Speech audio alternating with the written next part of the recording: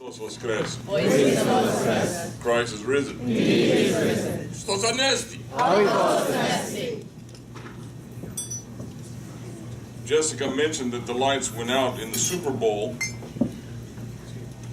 That was in the town of New Orleans, where I was the priest, and the Carpatho-Russians took me, and so the next year in New Orleans, the NFL suspended the coach for 1 year because I left.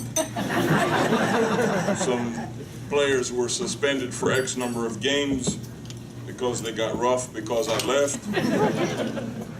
The reason the lights went out is that voodoo works. In New Orleans, voodoo is real. You play with New Orleans, they will ruin your Super Bowl. They turned out half the lights, not all of them. They could have turned out all the lights, but then we wouldn't have been able to see how stupid everyone looked waiting for the lights to come back. When we met the first time as a group, and me, your bishop, was last May. I think you remember it. It was in Ambridge for the bowling tournament there. And I stood at the podium and told you how things were going in the sports world. The Pittsburgh Penguins were in the playoffs. They were going for the Stanley Cup. We know that the ice melted under their skates before they got there.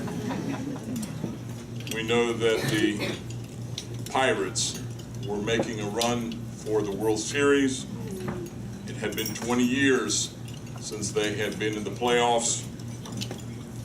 I reminded you that I had been a Pirates fan since I was 6, when I chose the best looking team, those beautiful yellow uniforms with the black P on their hats. And so I have struggled and waited for a long time, but I made it to the playoffs. I was at game 4. We lost, but I was there. And so a childhood dream of the Pirate playoffs for me became real. I also had gone to a couple of regular season games at the very end of the season. One was the last week. It was a Friday night. They were playing the Cardinals. We lost. The next morning I got up and I drove to Erie, Pennsylvania, where they were celebrating their 75th anniversary. On Saturday we had Vespers, we had a beautiful banquet, and then Sunday we had a divine liturgy. It was very nice. I quickly left from Erie after the liturgy, drove all the way back to Pittsburgh so that I could watch the Steelers play the Bears. I didn't have any tickets, they were provided. Will the gentleman from Chicago please stand? I thank you, sir, for an enjoyable game, but the Steelers lost. I don't care. I'm not a Steelers fan. You can sit down now. I'm not a Steelers fan by any means. Growing up, that same little boy had to find a football team, and he didn't have one in his city, and so he picked the team with the best uniforms. It was purple, had a big horn on the helmet. He was a Vikings fan until 20 years ago. Charlotte got the Carolina Panthers, and the Vikings went to number 2. The reason I hated Pittsburgh is they made me cry. They took my Vikings and destroyed them in the Super Bowl. I never forgave them. Now I live in Johnstown. There's nothing but Steelers. And of course, I want to be in the city where there are champions. And so I pull for them when they're not playing the Carolina Panthers. Game 4, they're playing the Carolina Panthers. You can guess who I'm pulling for. The Steelers missed a field goal, didn't make the playoffs, or somebody missed a field goal or some nonsense somewhere, and they have suffered now. But soon the season will start again, and every team will have a shot at it. That's what's happened since last May, when I told you what was going on. And so the Penguins were making a run for the Stanley Cup again, and all of a sudden the ice melted underneath their feet about 10 days ago. They're now out. By the way, there was a team from Chicago that won the Stanley Cup last year, Will the gentleman from Chicago please stand? Thank you, sir. His team is still in the playoffs, although last night they lost to some team from Los Angeles. It's not possible that a team from Los Angeles can win the Stanley Cup. Please beat them. Lots of prayers, my friend. Lots of prayers. Thank you, Father John, and for the St. Nicholas community for hosting us this weekend. From my eyes, it was perfectly set up. You know, when you put on events, we as the participants don't see the behind-the-scenes action. We don't really know that there was a crisis last night or 2 days ago or something happened. We'll never know unless they share it with us. But we don't know because they did their job and they did it well. And so the only really complaint that I have is that I really didn't bowl a 300 game, but that's not really their fault. They could have fixed the computer to just register strikes every time I bowled. It's clear that that's possible in that lane. But in any case, you did a fantastic job, and I thank you so much, the community of St. Nicholas. In addition, the National Committee, both the juniors and the seniors,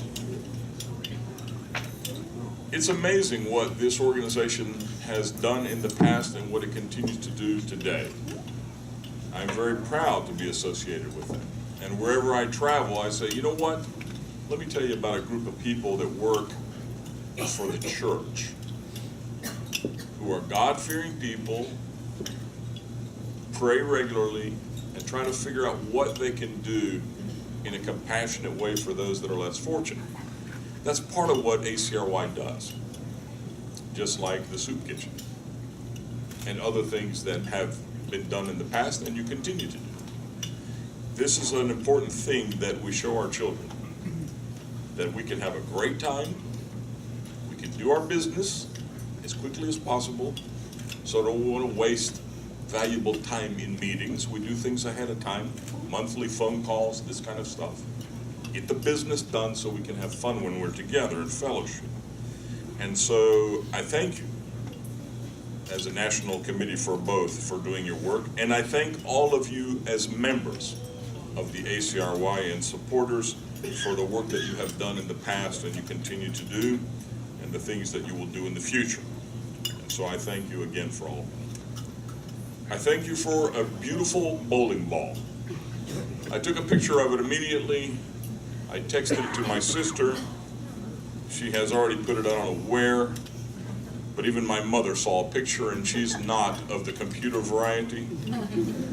But my sister showed her the ball and she says, my mother now, how did they put those birds with two heads on the ball?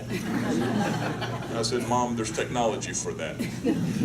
It's amazing, she says, that they can put a bird on a ball, but this bird has two heads. I said, Mom, there's two of those birds. Oh my God, 4 heads on the ball? Yes, Mom. So I thank you for the bowling ball. I will make many bishops jealous. They're just going to be jealous, I can tell you. And of course, after I got this beautiful ball, they had to put the holes in. I got to watch how they actually do that. You know, they measure your hand and, you know, hold your finger like this. Don't be relaxed. Don't. He was telling me all this stuff. And of course, I listened to his directions, and he drilled the holes on the ball. And then as I went out, I came back to get, you know, I'd gotten some, you know, white and red and goofy green shoes. And all of a sudden, there were some really nice bowling shoes there for me too, that were ecclesiastical black, which is very nice. And I wasn't sure what I was going to do today, if I would wear them for liturgy or what, but I didn't, for the record. But I thought about it. So I thank you for the bowling ball and for the bowling shoes. And I know where the bowling lanes are in the Johnstown area. And I've already started to form a little team with some of the PKs that live in the area. And next year, watch out.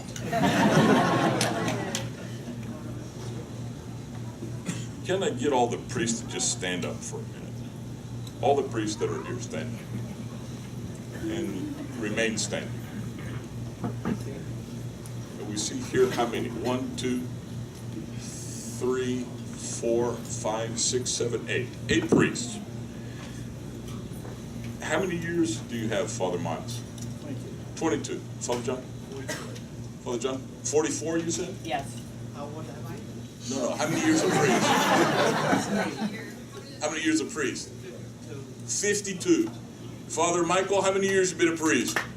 This month, 45. 45. Father? 33. 33. Father Peter? 20. Father Andrew? 15. Father John? 37. Look how many years of service we have just with these 8 priests.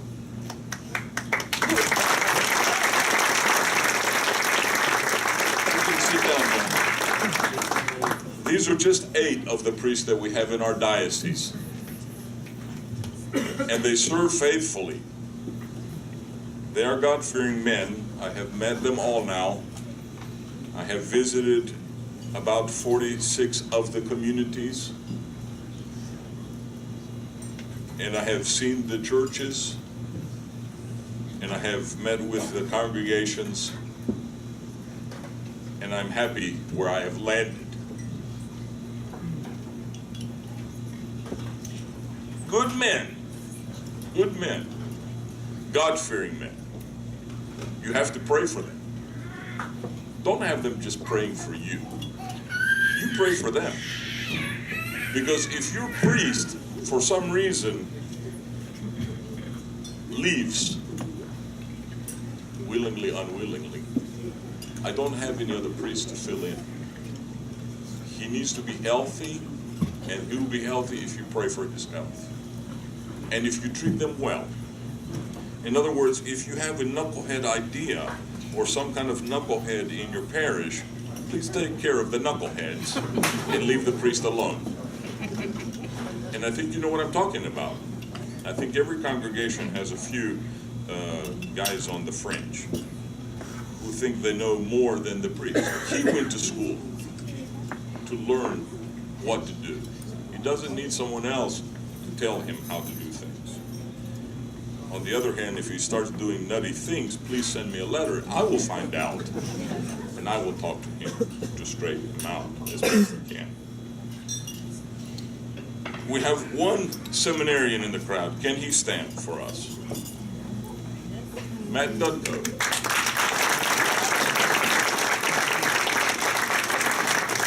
Matthew represents all the seminarians from the seminary. You can sit down, Matthew.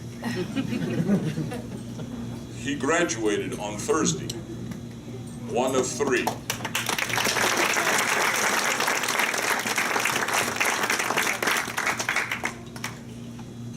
In less than a month, he's going to get married.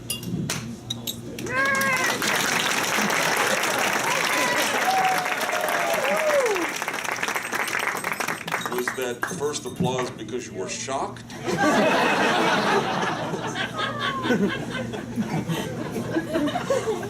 Who is laughing over here?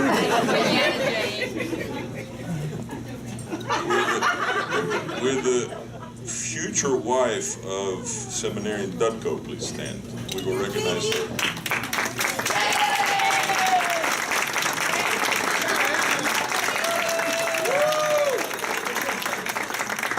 I don't know about you, but I think he got the better half of the deal. After he gets married, very quickly thereafter, we're going to ordain him a deacon at Camp Nazareth. The first week that we are there on Friday, we're going to ordain him to the diaconate. In addition, that day we're going to ordain a deacon that we already have at the school who graduated with Matthew, Deacon Joseph Berthasell, to the priesthood. So our kids are going to see that first week ordinations of the diaconate and to the priesthood of 2 men committed to God. They will see something special. Most people have not seen an ordination, and surely they have not seen a double ordination in one service of the Divine Liturgy. This is traditionally something allowed.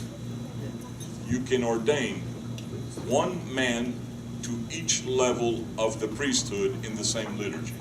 In other words, we can have a deacon ordination, a priesthood ordination, and even a bishop ordination in the same divine liturgy. But you cannot have 2 deacons or 2 priests or, thank God, 2 bishops. Can you imagine the nutsiness of 2 bishops the same day? But this is something that it just somehow came to me because Matthew is going to be leaving us soon after his marriage, and he has a parish assignment. He doesn't know where it is. I know where it is. And after he gets married and after he gets ordained, I will tell him exactly where he's going. And I promise you will be happy with it. If not, let me know and I'll transfer you to another diocese. I'll be happy. I'm sure you will be. Our seminary, as I mentioned to you last year, and I have mentioned several times when we have gathered as a diocese, needs men. I need 5 men every September for the next 3 to 5 years. 5, not 1, not 2, 5. And after that, I need 10 every September. Because these priests that stood up, many of them are many years into the priesthood. And one day they will say something like, Your Grace, I would like to retire. And I have to tell them, no, you have to keep serving the church until you're dead. Because I don't have anyone to replace you with. This is serious for us. I have several churches in the diocese without a priest. And haven't had one for a long time. They're being served on Sundays by a reader or a subdeacon or maybe a deacon. Once a month, the priest will go and have a liturgy so that people can commune. On the other Sundays, a deacon brings the Eucharist from a nearby church to the church to distribute the Eucharist to people. This is not the ideal thing. This is not optimal. And so I need priests. And so if we have young men in our communities who have any kind of you see them, and you see they have an affinity for serving the church. They are drawn to the altar. They want to be there every week helping the priest. These are the men we have to give them a shot to come and see Johnstown. Just visit. And if they like it, they can stay. Because we will need them all. Trust me. We're not the only diocese that's lacking in priests, but I'm responsible for this diocese, not the other ones. Okay?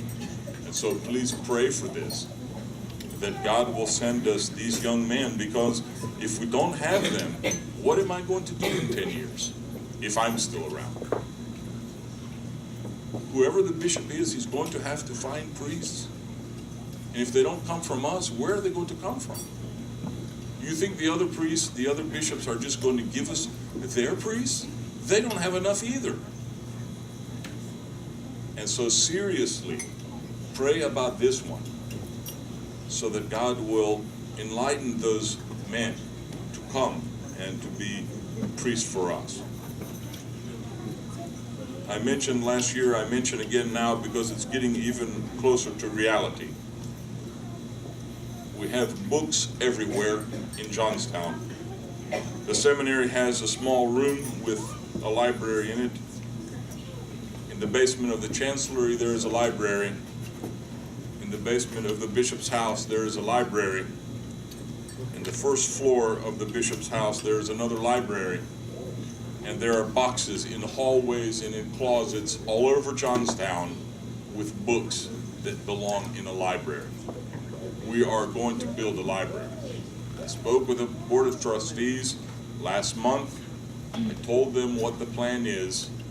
Soon you will receive correspondence from me announcing the campaign so that we can build a freestanding library, that we can put all our books in, move the classrooms into a building that is smart as they say, smart rooms, so that our seminarians can sit at their desk and watch the screen and listen to a professor or a special lecture anywhere in the world connected via the internet.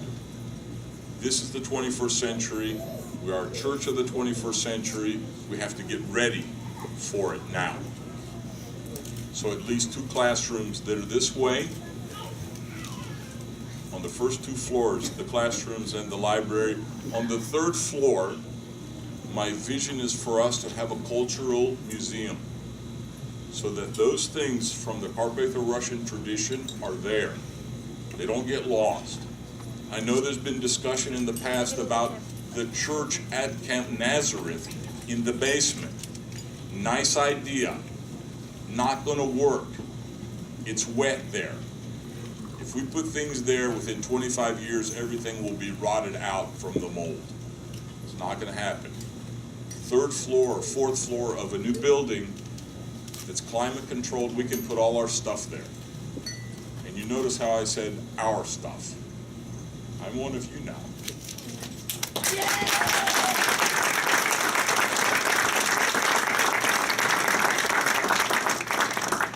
I will reserve one corner, though, for Pirates and Carolina Panthers memorabilia. Okay, all right. That's my stuff. But seriously, this is something we have to do. I mean, there's no question about this. If we don't do this, all those beautiful manuscripts that we have in the basements, it's already moist. We're already starting to get mold on some of the materials. This is a critical issue for us. And so when the time comes, just do it. Father Frank told me, don't worry, our people always come through when it's time for something of necessity. I believe him. I have seen what you have already. This is the new project now. Our seminarians are very excited about it. Even the ones that graduated. They're not going to be there as seminarians, but as priests they can come, they can do research. Other people will come to Johnstown to do research because we have some beautiful books that are not accessible to anyone right now because they're sitting in places you can't get to. I mean, I can get to it because I got the key. I can go around where there's almost no light. So that's coming. Get ready for that, okay? I know you won't disappoint. We'll be very proud of something like that. And all the things of the cultural group, as I said, the history of our diocese will be kept forever. And that way our children's children's children will know where they came from. Because if we don't do it, it will get lost.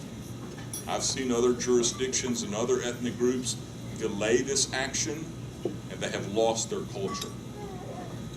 They've disappeared into the American something or other. But they're not distinct like they were.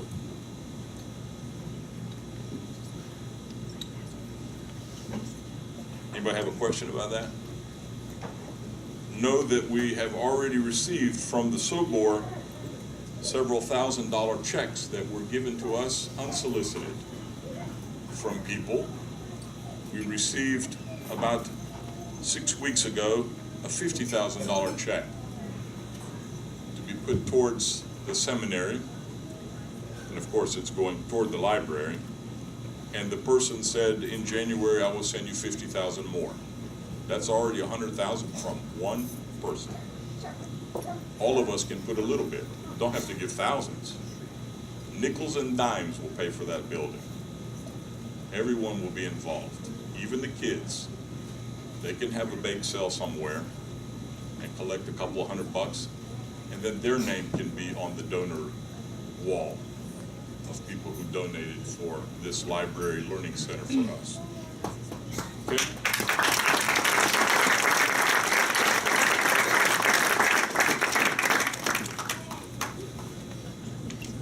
We're at the 66 ACRY bowling tournament, Metropolitan Orestes. There's a beautiful picture of him standing in the bowling lane with a bowling ball, and he has a cigar in his mouth. I don't smoke, so you'll never see me with a cigar lit in my mouth. Maybe I will just put one in my mouth and take a picture 1 year for the record, but I'm not a smoker, so it won't be lit. I hope that you have enjoyed your time here, that you have been able to renew some friendships, that you have been able to form new friendships, that we've been able to meet new people of our great family. Is Nicholas here? Little Nicholas? He just went to bed. He just went to bed. Nicholas, you're very smart, my friend. What's that? He'll be back. He's eating? Yes. He's too small to eat. He's gotta grow. He came up for the Eucharist today, and he was smiling. I mean, just beaming, this little boy. And I went, look at this child. He is so innocent. He's going toward the Eucharist. He knows this is good stuff.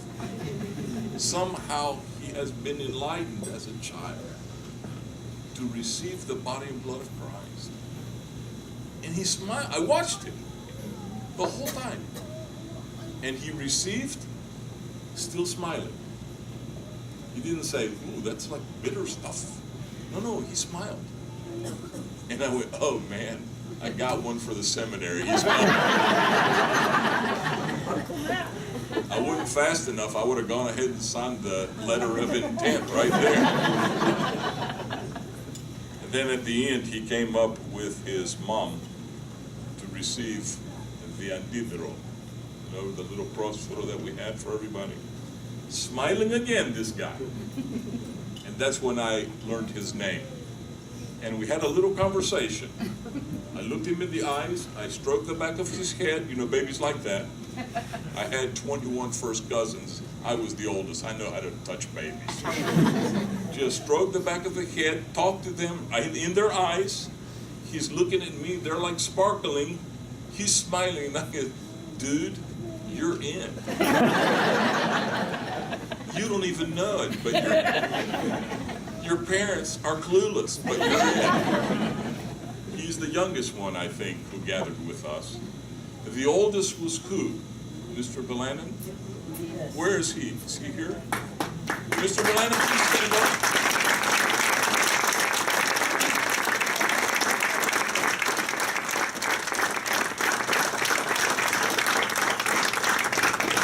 This man is 90 years young. You know, you have 30 more years to go. God allows the human being to live 120 years to the maximum. No more. He let us live for hundreds of years, and he realized we make a mess if we stay around too long. And so he cut us off at 120. I'm amazed at what he continues to do at 90 with a bowling ball and bowling pins. If you don't know the details, ask. It's a miracle what he does. And he shows us what it means to live life to the maximum. Last year, if I remember correctly, you had fallen down several weeks before the tournament. And it was a question of whether he would be here or not. For us, it was a question. I don't think it was ever a question in his mind that he would miss a bowling tournament. He collected glasses last night. I mean, these kind of ACRY, you know, you won the tournament thing. A lot of them. They got like, how many of y'all got? Like 10? 15.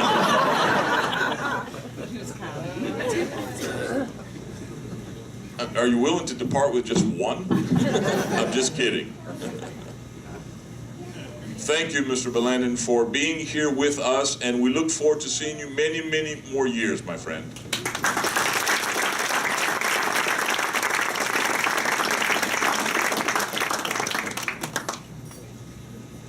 Who is the music tonight? Carlisle? Yep.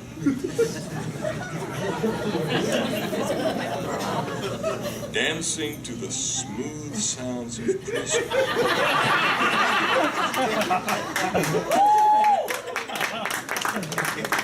Where are you? You know I'm Greek, and you know we dance a lot. And before I was tonsured a monk, I used to dance all hours of the night. Greek dances, Greek weddings. My father was in the front of the line, I was at the back of the line, and we controlled the line with maybe 75 people in the line. But, as I said, when they tonsured me a monk, you have to give up some things. I gave up dancing. That's just the rule. There are no dancing monks. Only in the movies.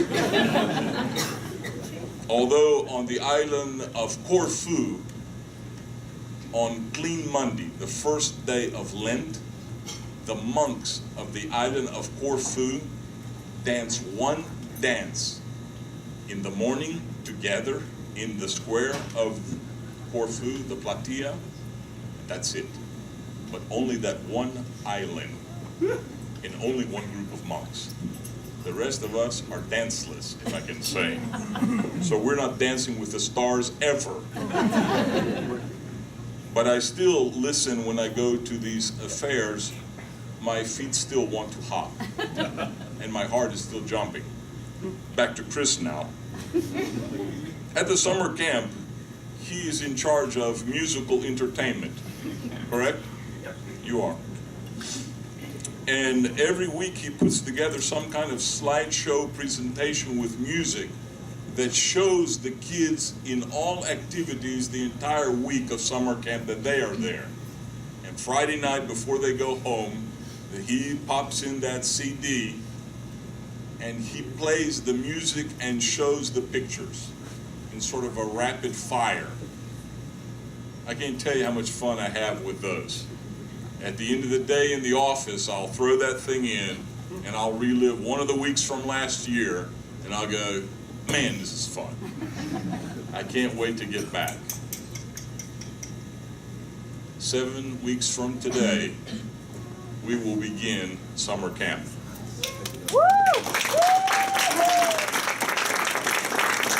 This is the crown jewel of our diocese. I've said it before, I will say it again. The Carpatho-Russian people did an excellent job there. No question.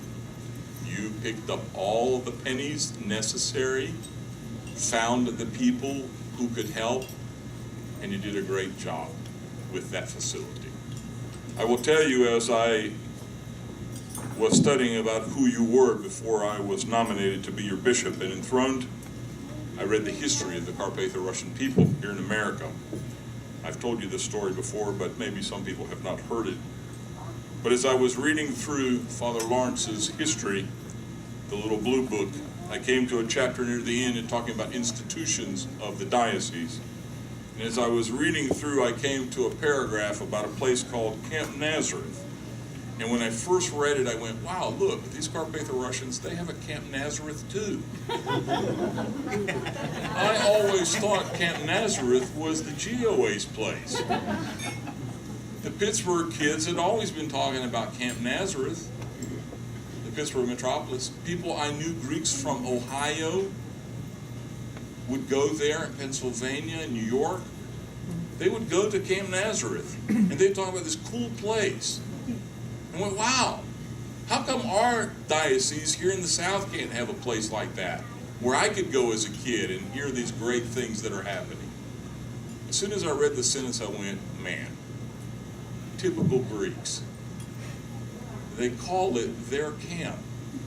They only rent it. They don't own the place. The Carpatho-Russians own the place. So this year, when I was getting responses from some of the teenagers that I was with in the South, are you going to come and visit us at the Diaconia Center in South Carolina for summer camp? I said, no, I got my own camp. It's called Camp Nazareth. Well, I've heard of that place. Yeah, and it's mine.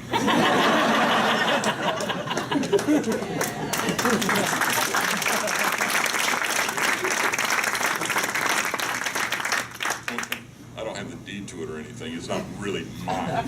You know what I mean? This is where all our kids have to go. I said it in church today. I've said it everywhere I've traveled. Our children need to be at Camp Nazareth every summer that they are of age to be there. Every summer, without fail. Unless you're going to be out of the country, somewhere else, our kids need to be at the camp for their week. And if their week doesn't work out because it's band week or something, come another week. Okay, deanery stuff is just for convenience sake. Children can come any week. They're going to meet other kids who are Carpatho-Russians, but mainly Orthodox. We're all Orthodox. And that place is beautiful in that it has created lasting relationships where people find each other as friends, and then all of a sudden they're dating and potentially marrying. We have a couple of priests in our diocese who married Greek girls that they met at Camp Nazareth.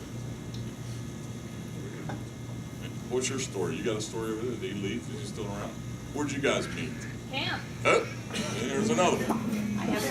So in another month we'll have another of these relationships that somehow at that magical place known as Camp Nazareth in Mercer, our part of paradise out there, is producing another lovely couple. Why our children cannot be there together. Whether they meet someone or not, that's not the point. The point is that they're with another 100 kids who are like them. They don't have to explain icons. They don't have to explain why they do their cross, why they say prayers before the meals or before they go to bed, or they sing hymns in the church. They don't have to explain it to anybody because they're all the same. And the little ones learn from the big ones. The bigger kids, the 17, 18-year-olds, they're like mentors for the little ones that are coming. And you know you're doing something right there, folks. When Saturday comes and the big ones are crying. The big ones are crying. The tough guys are crying. Nobody in particular, but the guys with the bow ties.